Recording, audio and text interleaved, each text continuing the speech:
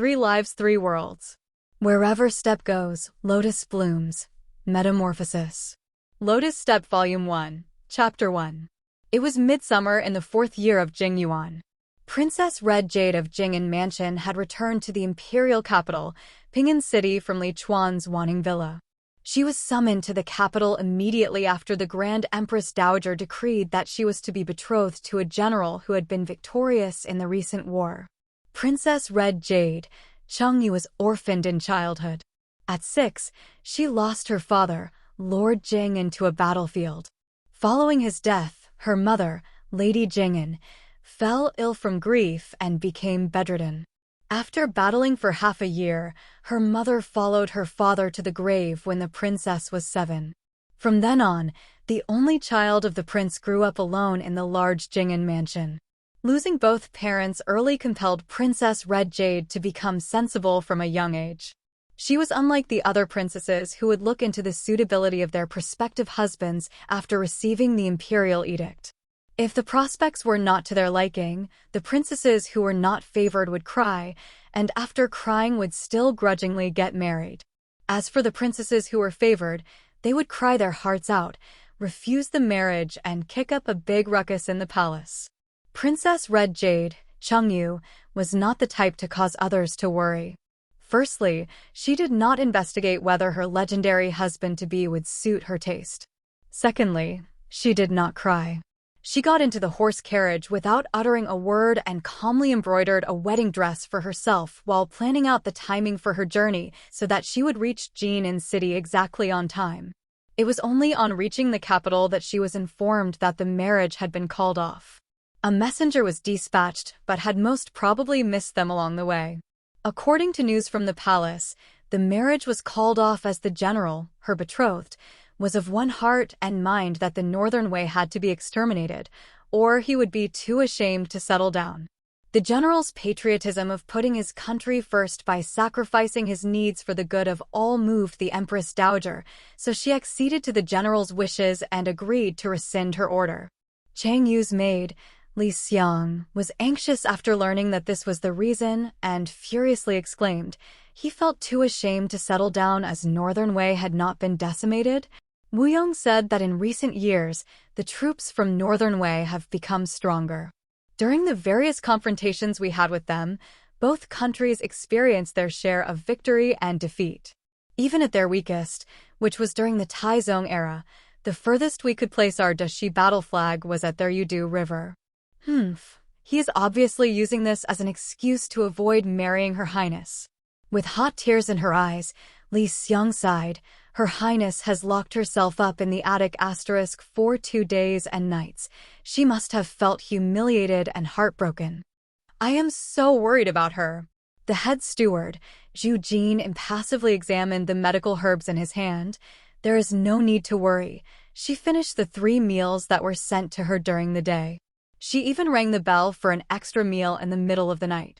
Li Xiang became even more tearful. As we all know, heartaches can be extremely mentally and physically exhausting.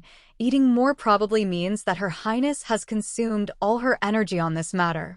Her Highness must have been too heartbroken, my poor princess. Ho. Zhu Jin paused and took a long look at her, his voice full of disbelief. With this logic of yours, you've unexpectedly managed to distort things to make sense of it. The attic Li Xiang mentioned referred to Princess Red Jade's embroidered floor on the top level of her 10-flower tower. 10-flower tower was the tallest tower in the capital. The 10-story tower was 1 story taller than the Buddhist pagoda inside the Jingjiao National Temple. Doors to the 10-flower tower were perpetually closed, and no one knew why it had been built. As time went by, more and more legends surrounded it. The most famous legend among others speaks of the crown of all flowers is found within the 10-flower. Hidden there are the most unusual plants and grasses, with treasures and beauty stored within. This legend literally elevated the 10-flower tower to a piece of heaven on earth. However, to consider the 10-flower tower as a piece of heaven would be undeserving, but it was indeed home to quite a number of rare flowers and plants, treasures, and beautiful women.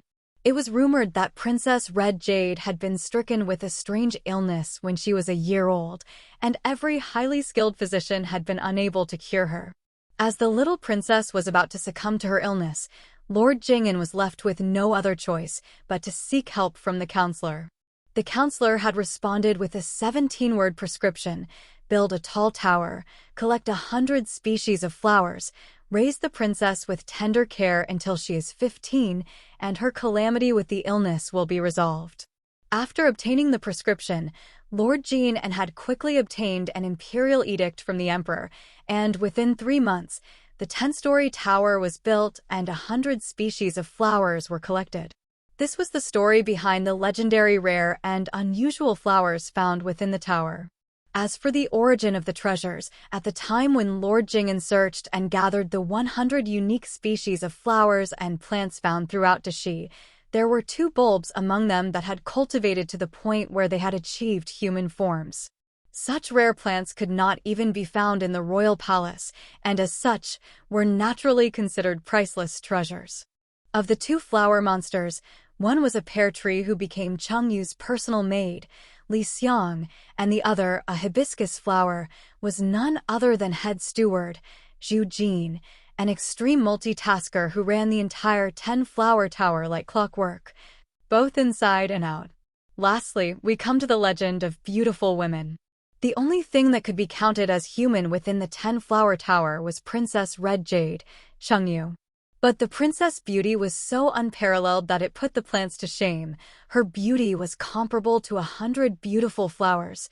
Hence, everyone within the 10-flower tower earnestly felt that the rumors about untold beautiful women residing in the tower were not entirely false. On the morning of the 3rd day, the beauty of 100 flowers, Princess Red Jade, emerged from her room with an unsteady gait, bearing dark circles beneath her eyes. Li Xiang, who was standing guard by the door, hurried towards her in welcome. While she was lovingly expressing her concern for the princess' well-being, she couldn't stop herself from reproaching the general at the same time. That nuisance of a general must be blind. He lacks the good fortune to marry your highness. It is his loss. No matter what, the one having to contend with a broken heart and looking haggard should not be your highness. Princess, what are we going to do if you were to fall ill because of him? Chengyu paid her no heed.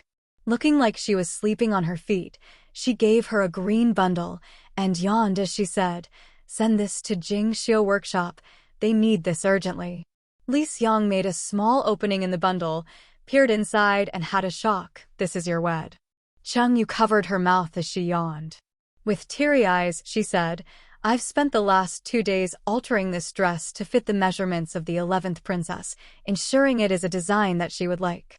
Looking at Li Xiang's confused face, she endured the sleepiness and explained, "The 11th princess is getting married next month, and her needlework is barely good enough to embroider her own bridal veil, and she has always looked down on the palace's needlework. I heard she went to Jingxiu workshop to have her wedding robes custom made and insisted on Tailor Sue. But Tailor Sue has recently been suffering from an eye disorder. So Jingxiu workshop is now in a fix." Reaching out to pat the bundle in Li Xiang's hands, Chengyu's eyes flashed with delight. "They wanted this urgently, so we can hike up our price. It wouldn't be hard to swindle them out of 500 gold pieces." Li Xiang silently understood, if this was the case. Your Highness was not heartbroken about the marriage rejection over the past few days. Chengyu stopped yawning and stared blankly for a second before immediately leaning her head against the door frame. "Heartbroken, of course. I'm heartbroken. How can I not be heartbroken? That general." "Yes, that, general." In an indifferent tone, Li Xiang reminded her, "The surname of that general is Lien, General Lien." Chengyu was caught for a second. Yes, General Lien." She continued, "General Lien is indeed an iron-blooded true man, swearing not to settle down until the northern territories have been destroyed. He is a man with lofty ambition and foresight. It's a lifelong regret that I have missed out on marrying such a worthy person. It's just my own misfortune." As soon as she finished speaking, she made every effort to heave a realistic sigh of regret, but could not contain her incoming yawn. Li Xiang was rendered speechless. I really shouldn't bring this up, continued Her Highness, who was cleverly trying to cover up her untimely yawn. You see, the mere mention of this sad matter has once again invoked my unbearable feelings of regret. Taking advantage of her favorable position to find an exceptionally good excuse to take a day nap, she added, you don't have to send lunch over in the afternoon. Once I wake up, after I've sorted out all of my regrets, I'll come out for some cakes and snacks. As she finished speaking, she took one step into her room, but seemingly pondered for a while, then turned around and stepped out again.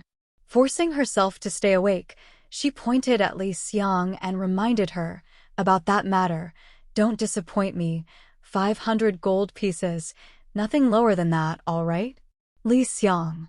Mulling over the matter for a long time, Li Xiang humbly asked Zhu Jin for advice during lunch. Is Her Highness so upset that she has become muddle-headed, or is she absolutely not heartbroken at all? At that moment, Zhu Jin was peering into his radish soup, trying to pick out a coriander leaf. Rolling his eyes, he asked, what do you think? Propping her cheek up, Li Xiang pondered. It seemed like she isn't sad at all. She did not even get General Lian's surname right. But on the way back, she looked so ecstatic while embroidering her wedding robes. Zhu Jin continued to pick out coriander from his soup. As long as she does not have to go to that barbaric northern way for a marriage alliance, she is very happy to marry anyone. It has been more than 200 years since the Dashi dynasty was established, and about half a dozen princesses have been sent to the northern territories. All of them died young, their lost souls unable to return. Considering this, Li Xiang sighed and joined Zhu Jin in picking out coriander, but she said herself that missing out on marrying such a worthy husband is possibly a lifelong regret. I don't know if she was being flippant about it or whether she genuinely felt that way, so I was just mulling over it. Zhu Jin looked at Li Xiang solemnly. If anyone from the palace makes inquiries about Her Highness' condition, describe her pain as devastatingly as possible.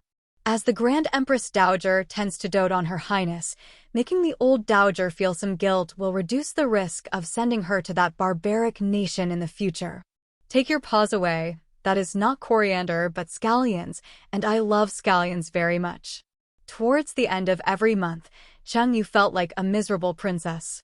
The monthly allowance Zhu Jin gave her was always insufficient to support her till the very last day of the month. When her parents were still living, she had naturally led a worry-free life. Up until her parents' demise, as Cheng Yu vaguely recalled, she was leading a long period of an easy life without having to fret about money. The problem with placing too much money in her hands was the fact that she would easily be swindled into buying items that would incite Zhu Jin's fury. For example, when she was 12, she happily spent 5,000 taels on a unicorn, but halfway home, the unicorn's horn caught onto a roadside bush, and just like that, the horn fell off. Then again at 13, she spent 7,000 taels on a 1,000-year-old lotus seed, alleged to originate from Lord Buddha's legendary lotus seed. The lotus seed germinated on her writing desk the next day, and Li Xiang transferred the germinated seed to a pot. After waiting in excitement for 2 months, a peanut plant flourished in that pot. There were numerous other scattered incidents where she had been swindled. For a period of time, the hand that Zhu Jin used on the abacus would shake uncontrollably as soon as he saw her. Later, but that later never came. Zhu Jin felt that he could no longer suffer this kind of torture from her and withdrew her financial authority. As a consequence, by the end of her 13th year of life, Cheng Yu began to ponder very seriously about making money. After deliberating for 2 months, she realized that the best way for her to profit was from her fellow princesses. From then on, she worked very hard at her prosperity. Those who work hard tend to be rewarded. A year passed by. Through her outstanding talents, Princess Red Jade had become extremely proficient in embroidering and imitating handwriting. Cheng Yu gained fame in the capital, becoming the top embroiderer at the Jin Xiu workshop and the most capable writer at Wanyanjai, the first-generation illegal organization specializing in ghostwriting schoolwork. As Cheng Yu had tasted the bitterness of life, she could no longer be swindled by others. Instead, her ability to swindle money out of others had increased dramatically.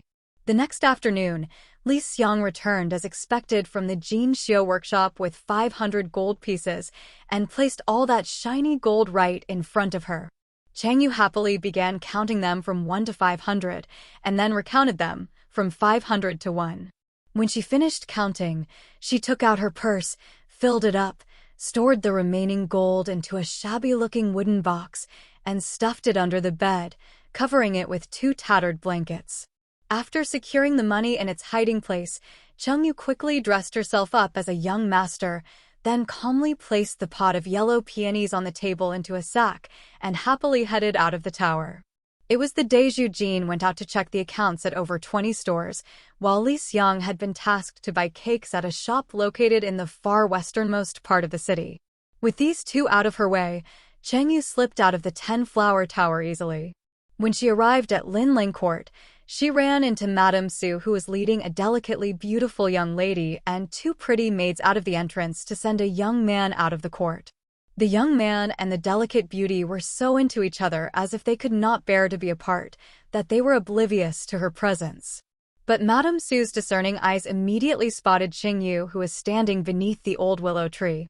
Madame Su's age-worn face showed a mixture of shock and happiness on recognizing her. Without waiting for anyone to react, she walked breezily towards her and greeted her very warmly as young Master Yu. As if she was afraid that Chang Yu would change her mind and slip off, Madame Su held onto her arm firmly and escorted her into the building. While following Madame Su into the building, Chang Yu recalled how she had used the money to smash out a legendary saga in this house of pleasures. Young Master Yu was a legend among the brothels in the capital. Anyone who frequented such establishments would have heard of him before. It was the year she was 12 when she had used 9,000 taels to buy the first night of Lin Lang Court's famous courtesan, Hui Fei Wu, which was something unprecedented.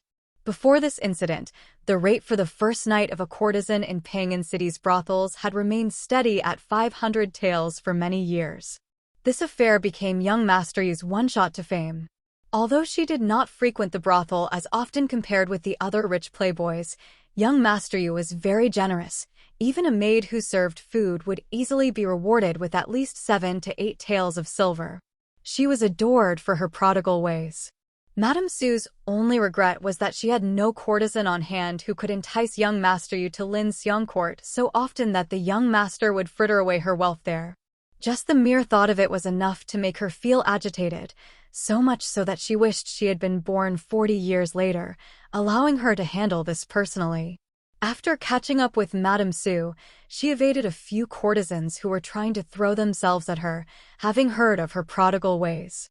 Chang Yu easily found her way to the 2nd floor and entered Hua Fei Wu's room. Hua Fei Wu's 2 handmaidens were keeping watch outside the room. Chang Yu raised her eyes to the handmaid.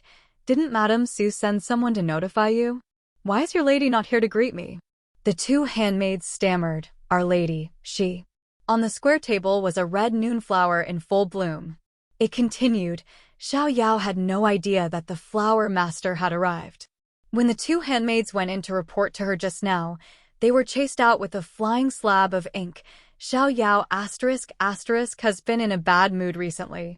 Chang Yu sent the 2 babbling handmaids out of the room and took Yao Huang out of the sack. She then placed it on the square table, poured herself a cup of tea, pulled out a stool and sat down to gossip with the noon flower. "Let me see, who has she fallen for that has made her experience unrequited love again?" Noon flower elegantly shook its luscious body of green leaves. "Flower master, you are wise. Hua Fei Wu is a Chinese peony, and just like Zhu Jin and Li Xiang, they are flower monsters who can take on a human form." She had come to the capital 4 years ago in the hopes of finding true love in the mortal world. After asking around, a mortal told her that a girl who wished to meet many men in an open and honorable manner could do so in a brothel. Hua Fei Wu was a flower monster from an old mountainous forest. At that point in time, she had not known what a brothel was. Along the way, she inquired with a vegetable seller who had looked her over up and down at least 20 times before pointing her to Lin Xiang Court. She headed there to have a look and saw many fancy ladies inside, all of them considered beautiful, and thought that the place complimented her well. That was how she ended up accidentally selling herself to the brothel for 30 taels of silver. Having set foot into Linlang Court, the top brothel in the capital, Hua Feiwu thought that she had found a place to call home. It was customary for newcomers in her hometown who had just settled down in the mountains to pay respects to the chieftain, so Hua Feiwu assumed that this practice might also apply in the capital. After exerting a lot of effort wondering where to find out who that person might be, word on the street was that the flowers and trees in the capital fell under the leadership of 10 Flower Tower, located in the city's north. On a windy, moonless night, Hua Feiwu animatedly brought along the 30 taels she had sold herself for to the 10 Flower Tower to pay her respects. At that moment, the Flower Emperor, Yao Huang, had just awakened from his decade-long slumber after saving Chengyu 10 years ago. Hua Feiwu's silly antics had amazed Yao Huang, and for some inexplicable, dissonant reason, became captivated with her. So he requested Chengyu to redeem the foolish country girl from Linlang Court in her spare time. Perhaps Yao Huang was still not very sober since his recent awakening when he decided to entrust this matter to Chengyu, a mere 12-year-old at the time. 12-year-old Chengyu only had one understanding of brothels: it was a place which did not entertain female guests. Fortunately, she had always had a love of riding horses, archery, and soccer. To facilitate her pursuit of these hobbies, Li Xiang had provided her with many noble male outfits. She randomly picked out an outfit to her liking, dressed, and headed out to Linlang Court.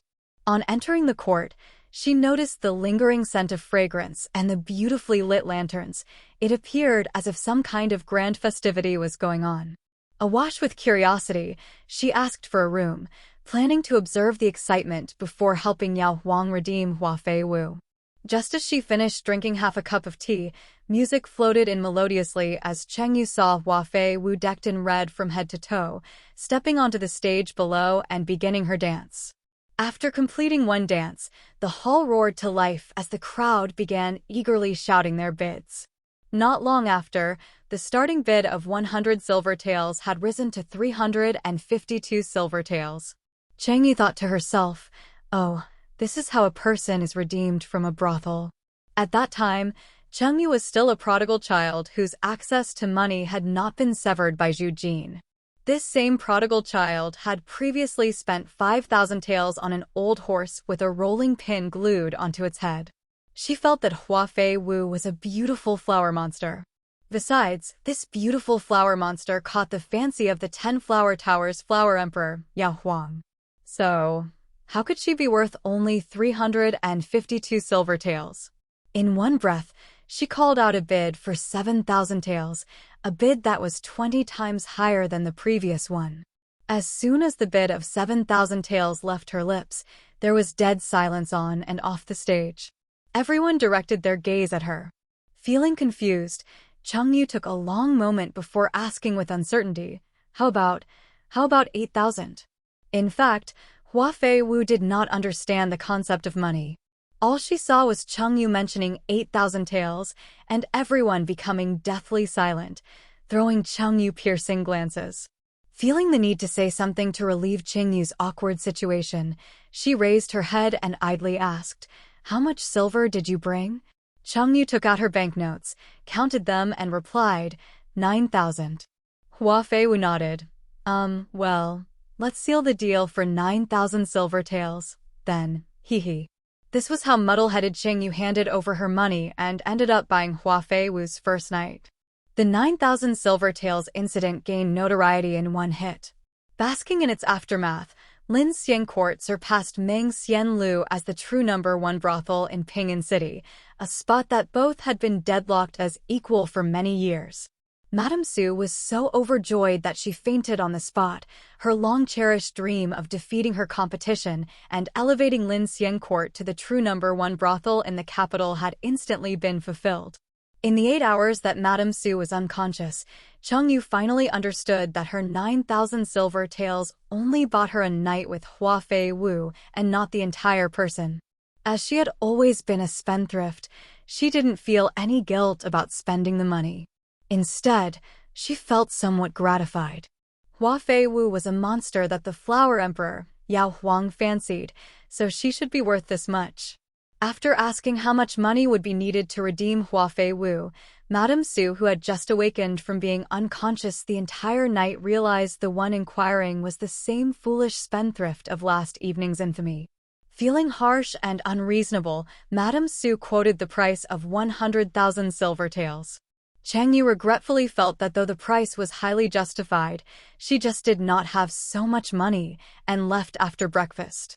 Despite failing to handle this matter successfully, Chang Yu felt no guilt when she met Yao Huang. She explained the situation to him with a clear conscience. "You have too good a judgment. This monster you have taken a fancy to is excessively valuable, so I bought a night with her and had a mutton hot pot together. But I didn't have any more money for a second night." Yao Huang remained perplexed despite much thought. She is so foolish, yet her value is so high. She sold herself to the brothel for only 30 taels. Chang Yu sighed. After you took a fancy to her, she suddenly became much more precious. Showing 8 of her fingers, she continued, "Now the rate for spending a night with her is at 9,000 silver taels. In attempting to buy her, I didn't even have money for a hot pot." Zhu Jin and Li Xiang, who had both just returned from the country estate, overheard her conversation. Li Xiang instantly saw Zhu Jin's hands shaking with fury on the spot. After that, Zhu Jin confined Cheng Yu to the 10-flower tower for 10 days. And this was how Cheng Yu and Huafei Wu and Yao Huang's ill-fated relationship came to be. End of Chapter 1, Book 1.